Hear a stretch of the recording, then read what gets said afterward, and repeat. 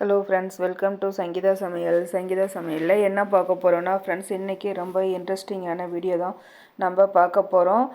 நான் சொல்லியிருக்க 10 டிப்ஸுமே உங்களுக்கு ரொம்ப யூஸ்ஃபுல்லாக இருக்கும். ஈஸியாக நீங்கள் ஃபாலோ பண்ணுற மாதிரி தான் நான் சொல்லியிருக்கேன். உங்களுக்கு என்னோடய வீடியோ பிடிச்சிருந்தா உங்கள் ஃப்ரெண்ட்ஸுக்கும் ஃபேமிலி மெம்பர்ஸ்க்கும் ஷேர் பண்ணி சப்போர்ட் பண்ணுங்கள் ஃப்ரெண்ட்ஸ்.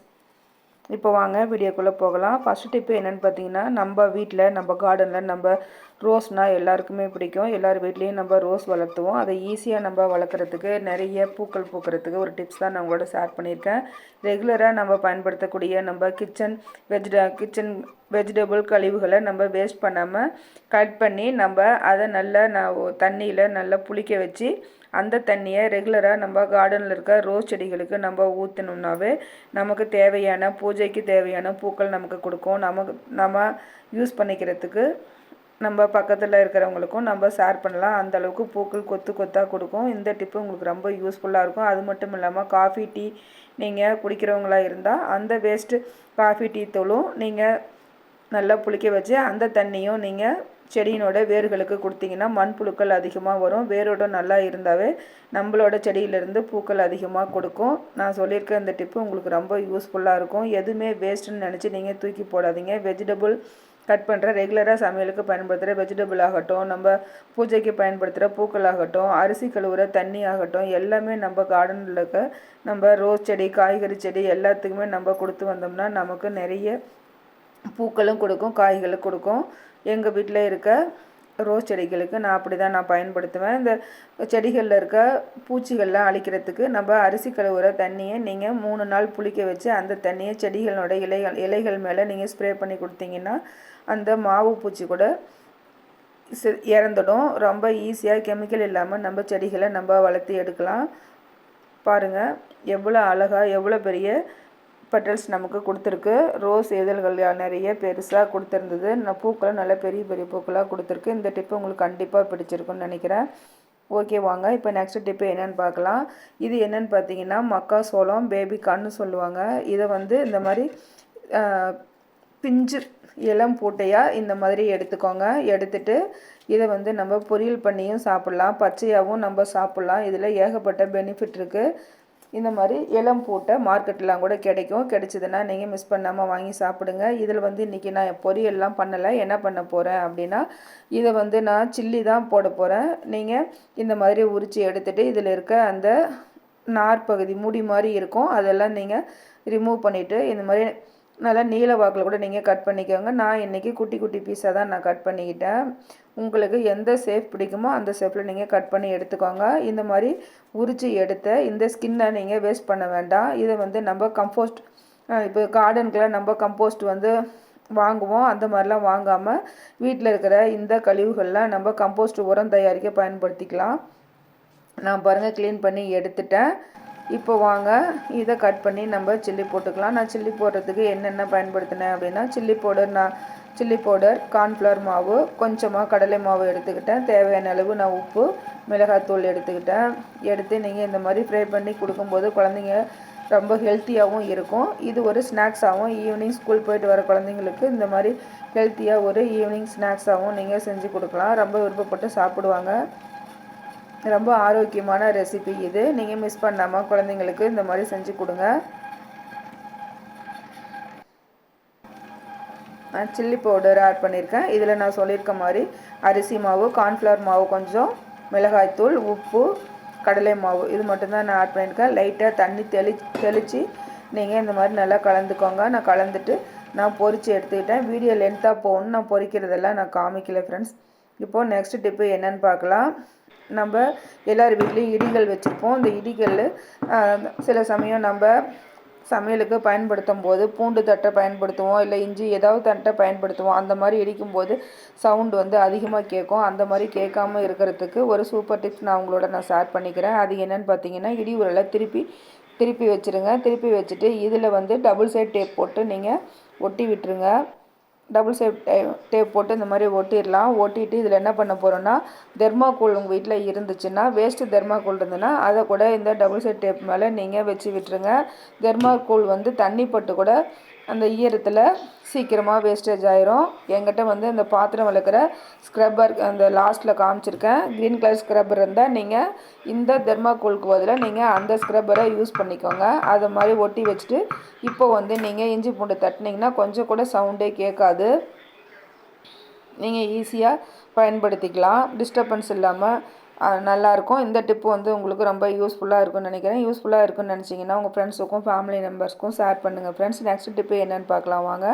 இப்போது இந்த ஆயில் கேனில் நம்ம சமையலுக்கு யூஸ் பண்ணுவோம். ஆயில் பாட்டில் இந்த மாதிரி நம்ம சமையலுக்கு யூஸ் பண்ணிட்டு வைக்கும்போது பாட்டில் மேலே கொஞ்சமாக அந்த ஆயிலெலாம் வந்து பட்டு அது பிசு தன்மையாக இருக்கும். நம்ம சில சமயம் கையில் எடுக்கும்போது கண்ணாடி பாட்டிலாக இருந்தால் அது உடையிறதுக்கும் சான்ஸ் இருக்குது. அந்த மாதிரிலாம் இல்லாமல் இருக்கிறதுக்கு சாக்ஸ் இருந்தால் நீங்கள் வேஸ்ட்டு சாக்ஸ், பழைய சாக்ஸ் இருந்தால் நீங்கள் இந்த பாட்டில் மேலே நீங்கள் கவர் பண்ணி போட்டு விடுங்க. சாக்ஸ் இல்லைன்னா இல்லாத பட்சத்தில் இந்த மாதிரி டிஷ்யூ பேப்பரோ இல்லை ஒரு காட்டன் கிளாத்தோ எது இருந்தாலும் இந்த மாதிரி போட்டு நீங்கள் சுற்றி விட்டு மேலே லப்பர் பேண்டு நீங்கள் மேலே ஒரு லப்பர் பேண்டும் கீழ்ப்பகுதியில் ஒரு லப்பர் பேண்டும் நீங்கள் போட்டு விட்டுட்டிங்கன்னா கொஞ்சம் கூட அந்த ஆயில் வந்து தரையிலையும் படாது. நம்ம கையில் எடுத்து நம்ம சமையலுக்கு பயன்படுத்தும் போதும் கை தவறி கீழே விழுறதுக்கும் சான்ஸ் இல்லை. இந்த டிப்பு உங்களுக்கு கண்டிப்பாக யூஸ்ஃபுல்லாக இருக்கும் ஃப்ரெண்ட்ஸ். யூஸ்ஃபுல்லாக இருக்குன்னு நினச்சிங்கன்னா இந்த டிப்புக்கும் ஒரு லைக் பண்ணுங்கள், ஷேர் பண்ணுங்கள்.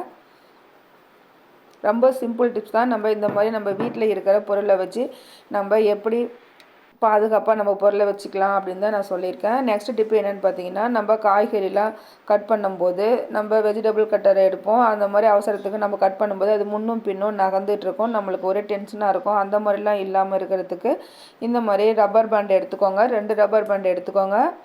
இப்போது மேல் பகுதியில் நம்ம ஒரு ரப்பர் பேண்ட் போட்டு விட்டுடலாம். நான் போடுற மாதிரி மேல் பகுதியில் ஒரு ரப்பர் பேண்ட் நீங்கள் போட்டு விட்டுருங்க. அடுத்து வந்து நம்ம கீழ்ப்பகுதியிலையும் ஒரு ரப்பர் பேண்ட் நம்ம போட்டுக்கலாம். இந்த மாதிரி நம்ம ரப்பர் பேண்ட் போட்டு கட்டரில் நம்ம போட்டுட்டு காயை நறுக்கும் போது ரொம்ப ஈஸியாக இருக்கும். அந்த வெஜிடபிள் கட்டர் வந்து முன்னும் பின்னும் நகராது, அப்படியே வந்து நல்லா ஸ்டிப்பாக பிடிச்சிக்கும். அதனால் நம்ம காய்கறி நறுக்கிறதுக்கும் ரொம்ப ஈஸியாக இருக்கும். இந்த மெத்தட் உங்களுக்கு ரொம்ப யூஸ்ஃபுல்லாக இருக்கும் ஃப்ரெண்ட்ஸ். ட்ரை பண்ணி பாருங்கள்.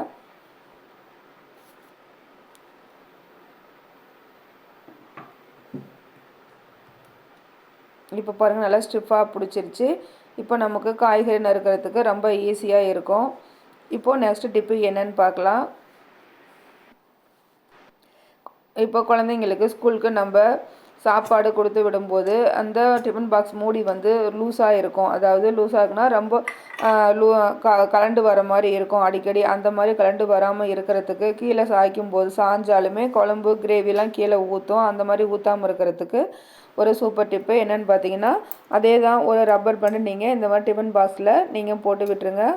இந்த மாதிரி போட்டுட்டு மேலே வந்து நீங்கள் மூடி போட்டு கொடுத்தீங்கன்னா எப்படி டிஃபன் பாக்ஸ் தவறி கீழே விழுந்தாலும் இல்லை ஒயர் கூடையிலேருந்து கீழே சாஞ்சாலுமே கொஞ்சம் கூட குழம்பு கீழே விழவே விழாது, சிந்தாமலும் இருக்கும். ரொம்ப சூப்பரான டிப்ஸ் தான். இதுவும் ட்ரை பண்ணி பாருங்கள். அதே மாதிரி வாட்டர் பாட்டில்லையும் தண்ணி வந்து மூடி லூஸாக இருந்து தண்ணி கீழே ஊற்றும் போதும் நீங்கள் இந்த டிப்பையை நீங்கள் யூஸ் பண்ணிக்கலாம். லப்பர் பேண்ட் போட்டு வாட்டர் கேன்லேயே நீங்கள் அப்படி போட்டு கொடுத்தீங்கன்னா கொஞ்சம் கூட எதுவுமே சிந்தாமல் இருக்கும். லப்பர் பேண்டில் இவ்வளோ டிப்ஸா அப்படின்னு நினைப்பீங்க. ரொம்ப சூப்பரான டிப்ஸ் தான் ஃப்ரெண்ட்ஸ். நெக்ஸ்ட்டு இதே ரப்பர் பேண்டை வச்சு அடுத்து ஒரு டிப்ஸ் பார்க்கலாம். என்னன்னு பார்த்தீங்கன்னா, நம்ம ரெகுலராக சமைச்சு முடிச்சுட்டு இல்லை வெளியில் எங்கேயாவது நம்ம போயிட்டு வந்தோம்னாலும் நம்ம கையை வாஷ் பண்ணுவோம். அந்த மாதிரி வாஷ் பண்ணும்போது இந்த மாதிரி ஹேண்ட் வாஷ் வந்து நம்ம கை கழுவி எடுக்கும்போது சில சமயம் நிறைய வந்துடும். அந்த மாதிரி வராமல் இருக்கிறதுக்கு நம்ம இந்த ரப்பர் பேண்டை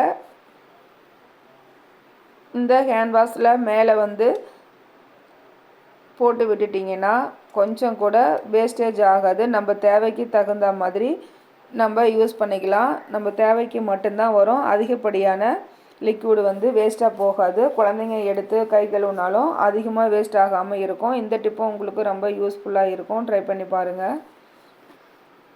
எனக்கு தெரிஞ்ச சின்ன சின்ன டிப்ஸ் உங்களோட நான் ஷேர் பண்ணியிருக்கேன். உங்களுக்கு பிடிச்சிருந்தா லைக் பண்ணி ஷேர் பண்ணுங்கள் ஃப்ரெண்ட்ஸ். இப்போ பாருங்கள், நம்ம தேவைக்கு மட்டும்தான் கரெக்டாக ஒரே சொட்டு மட்டும்தான் வருது பாருங்கள். நீங்கள் எப்படி ப்ரெஸ் பண்ணிங்கனாலும் அதிகமாக வராது.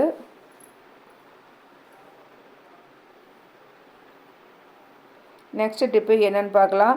நம்ம சில சமயம் கடைகள்லே ஆகட்டும், இல்லை நம்ம நெல்லாக வாங்கி நம்ம அரிசி அரைச்சாலுமே நம்ம வருஷத்துக்கு தேவையான அளவு நம்ம அரிசி வாங்கி ஸ்டோர் பண்ணி வைப்போம். அந்த மாதிரி ஸ்டோர் பண்ணி வைக்கும்போது சில சமயம் வண்டு பூச்சிகள்லாம் வர்றதுக்கு வாய்ப்பு இருக்குது. அந்த மாதிரிலாம் வராமல் எத்தனை வருடங்கள் ஆனாலும் வண்டு பூச்சி புழு வராமல் இருக்கிறதுக்கு ஒரு சூப்பர் ஐடியா தான் நான் சொல்ல போகிறேன். ஏன்னா இந்த ஐடியா எங்கள் பாட்டி சொன்னாங்க. எங்கள் பாட்டி வந்து இந்த மாதிரி தான் யூஸ் பண்ணிகிட்ருப்பாங்க.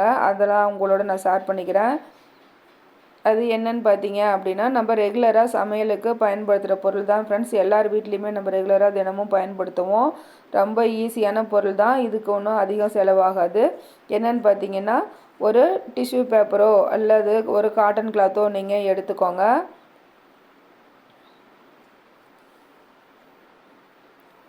காட்டன் கிளாத்தோ எது உங்கள்கிட்ட இருக்கோ அதை எடுத்துக்கோங்க. அதில் கொஞ்சமாக கட்டி பெருங்காயம் இருந்தால் ஒரு சின்ன பீஸ் எடுத்துக்கோங்க. நான் இன்றைக்கி கட்டி பெருங்காயம் தான் நான் வந்து பவுடர் பண்ணி வச்சுருக்கேன். அதுதான் நான் எடுத்துக்கிட்டேன். உங்கள்கிட்ட எது இருக்கோ அதை யூஸ் பண்ணி, கட்டி பெருங்காயம் இருந்துச்சுன்னா சின்ன பீஸ் அரிசியில் கலந்து வச்சுட்டு நீங்கள் மூடி வச்சுருங்க. தூள் வந்து நம்ம அரிசியில் போடும்போது அரிசியோட கலந்துரும். அதுக்காக தான் இந்த மாதிரி காட்டன் கிளாத்லேயோ இல்லை டிஷ்யூ பேப்பர்லேயோ நம்ம போடுறோம்.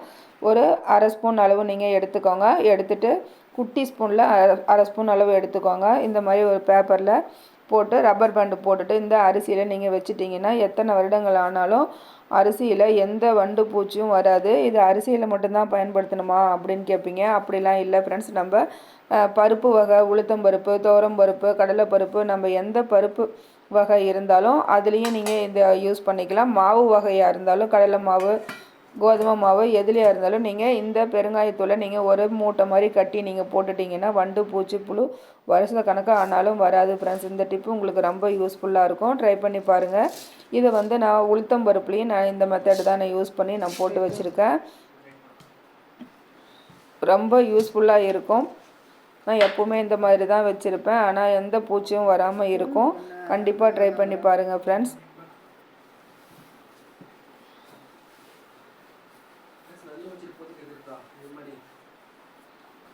இதுலேயும் உளுத்தம்பருப்பில் போடுறதுக்கும் நான் வந்து ரெண்டாக மடிச்சிட்டேன். டிஷ்யூ பேப்பரை ரெண்டாக மடித்து அதுலேயும் கொஞ்சமாக ஆட் பண்ணி இந்த மாதிரி உளுத்தம்பருப்பில் உள்பக்கம் நீங்கள் சொருகி விட்டுட்டிங்கன்னா எந்த ஒரு பூச்சும் வராது ஃப்ரெண்ட்ஸ். ரொம்ப யூஸ்ஃபுல்லாக இருக்கும். எஃபெக்டிவான டிப்ஸு. கண்டிப்பாக ட்ரை பண்ணி பாருங்கள்.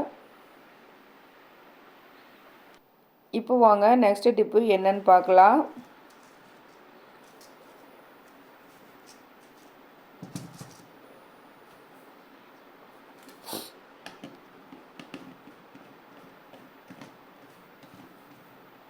இப்போ நெக்ஸ்ட் டிப்பு என்னன்னு சொல்லி பார்த்தீங்க அப்படின்னா, நான் துணி துவைக்கிற பவுடர் தான் நான் வாங்கியிருந்தேன். இது 5 கிலோ பாக்கெட் நான் வாங்கியிருந்தேன். நம்ம சின்ன சின்ன பாக்கெட் 1/2 கிலோ 1 கிலோ வாங்குறத விட மொத்தமாக இந்த மாதிரி 5 கிலோ வாங்கி நம்ம ஸ்டோர் பண்ணி வச்சுக்கிட்டோம்னா நமக்கு காசும் மிச்சமாகும்.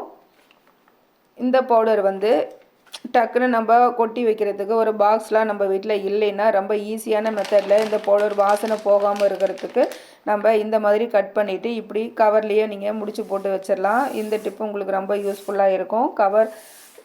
பாக்ஸு இருந்தால் நீங்கள் பாக்ஸில் கொட்டி வச்சுடுங்க. பாக்ஸு இல்லைன்னா இந்த மாதிரி நம்ம தேவைக்கு பயன்படுத்திட்டு இந்த மாதிரி கவரை நான் சொன்ன மாதிரி சென்டர் பகுதியில் நீங்கள் கட் பண்ணிவிட்டு இந்த மாதிரி நீங்கள் நாட் போட்டு வச்சிட்டிங்கன்னா அப்படியே ஃப்ரெஷ்ஷாக இருக்கும். நம்ம தேவைப்படும் போது நம்ம எடுத்துக்கலாம்.